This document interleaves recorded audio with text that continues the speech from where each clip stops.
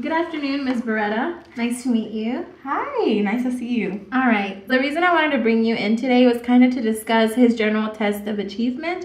So it's basically letting us know how the student is doing through the instruction he's receiving. Okay. So right here we just have our demographic information, just kind of who the teacher is, what school and district he attends, obviously the student's information, the grade, his ID, and then also the date when he was tested, which was back in March. Okay. And then it just says some more information about which test he was tested over. Oh. All right, so right here at the top, we have our norm reference information, which is based off a norm group. Okay, sorry to interrupt. No, you're fine. What's a norm group? So a norm group is a group of students that were selected across the nation to take the test before it was released, just so we can have something to compare the scores that our students are making in this test. Okay, so for the first section, we have our test and our subtest, and we have everything from social studies, science, listening, language, reading, and all that stuff. Actually, what I know all of these at the top, those kind of make sense, but what about the basic battery and complete battery? Like, all right, what does that have to do with? Okay, yeah. So basic battery, it includes all the core subjects except science and social studies.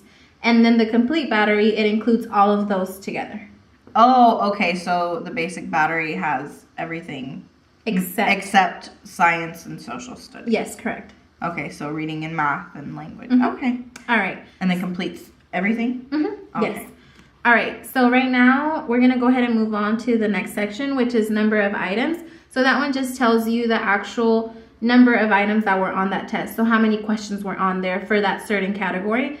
And then we can move on to raw score, which is just the number Alex obtained that were correct in that test. So for instance, for vocabulary, he got 26 correct out of the whole 36 questions that were given to him. Okay, so right here we have our national percentiles. For instance, in reading, he scored in the 53rd percentile. 53%. So is that a failing grade or is it? No, so actually what he did is that he scored in the 53rd percentile, meaning that he scored 53% higher than what the norm group did. So let me just go ahead and pull this sheet in here for you. It might make it a little bit easier. So in comparison to them, yes, that's what he scored. Oh, so kind of like when they're babies and they're in like certain percentiles, is that kind of like the same? Yeah. Okay. All right, so just kind of to clarify a little bit more, this highlighted part just shows the average of that norm group. And so Alex would fall right here, right after, just a little bit after the 50%, which puts him at a higher compared to the norm group. So that's why he falls in the 53rd percentile. So not a 53%. Okay. Yeah. Okay, that's a lot better than what I was thinking. Yes. So right here we have the standard error measurement, which adds 3 and it also subtracts 3 to the percentile number that we had. And so what this does is that it just gives the student a little bit of wiggle room, just in case that day they were just feeling a little bit off, they didn't get enough sleep, or they were just feeling sick, and it didn't allow them to perform to their best ability. Okay. So that's basically what that means. Oh, so the plus or minus is why. Okay. Yeah, so for instance, right here, his range would be 50 to 56 because we added 3 to the 53, and then we also subtracted 3 from the 53. Okay, and that's where you got the 50 to 56. Yes. Okay, so right here we have our scale score, and we're still focusing on the reading section. So for the scale score, he received a 508. All right, so right now we're going to move on to scale score, which he received a 508. They got that from the raw score, and they plugged the raw score into a formula. And then from there, they got the 508. And then I'm just going to show you where that 508 is placed on the chart. So again, the yellow represents the norm group. And so the 508 is right after 500. So he lays right here. Okay. That's it, right? Okay. And then that's it for the top part, right? Now moving on to the bottom part. All right, so do you have any more additional questions regarding the top part of this paper? I don't think so. I think I covered everything that I was having a little bit of confusion over. Okay, so then if we're ready, we can go ahead and move on to the bottom part, which is the criterion reference information. So this one, it has, again, the different subject areas that he was tested on, but it has them a little bit more specific. So for instance, for math concepts, under math, we have number sense and then numeration, and then it's the same thing with like language. We have punctuation, usage, and all those other categories that fall underneath it. Okay. And again, we have the RS, which stands for raw score. Again, kind of how we had it up here. The number correct, right? Mhm. Okay. Yes. And so then the NP is number possible, so it's kind of the same thing as number of items.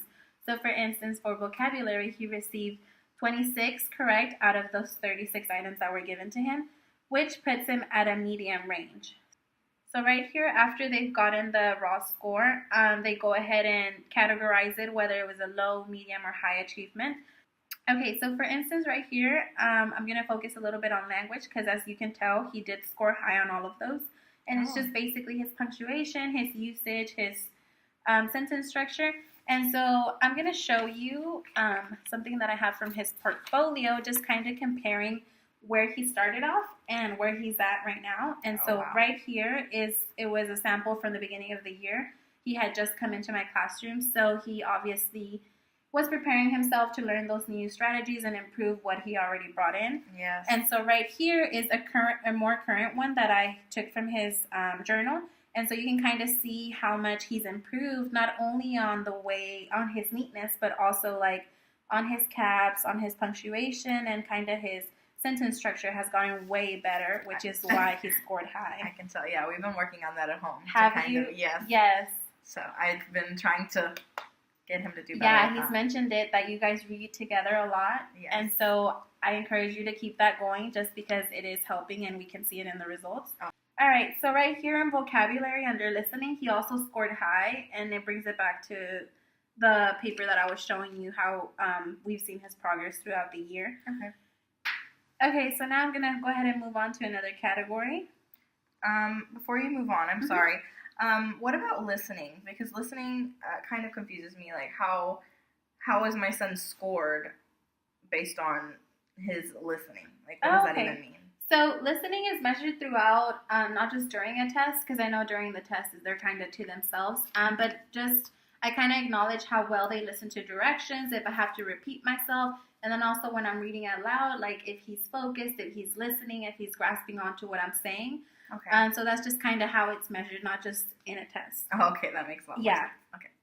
Okay, so now I'm going to go ahead and move on to those areas that I would like for us to help him improve in. Okay. And so, for instance, right here, we have math concepts, and we have numeration, which he scored an 11 out of a 17. Okay, yeah, that is a little bit lower. Yeah, so it's a bit low. So what I'm going to do for that is I'm just going to go ahead and send home a couple of activities and a couple of games that might help because he will be receiving extra help inside the classroom and then also at home. Yeah, math is definitely something he's a little bit more not as excited about. So. Yeah, and like I told you, you mentioned that you were working with him, with reading with him, so that you can already tell how much that helps. So me sending those extra resources home is definitely going to help. So that's why I'm not too worried about his low score right now. Oh, okay, perfect. Okay. So then we also have some more lows over here that might concern you a little bit because it does take up almost all of the social studies categories. Oh my. Yes. So if you can tell right here, the number possible, so the number of questions that were on that test were 6 questions. So since it's such a low amount of questions, his like if he misses one, it'll make a bigger difference as opposed to if he had 25 questions on that test. So, for instance, for community, he got 5 questions correct out of the 6. So that brings his grade a little bit lower just because of the number of items that were on that test. Yes. And so on with the same geography, government. He missed two in those out of 6, so it makes a bigger difference. But like I said, I'll be sending home those extra resources as needed. And I'm also going to touch up on those concepts that not just he was struggling in, but also the other students. So we're going to touch those in the classroom a little bit more. Okay.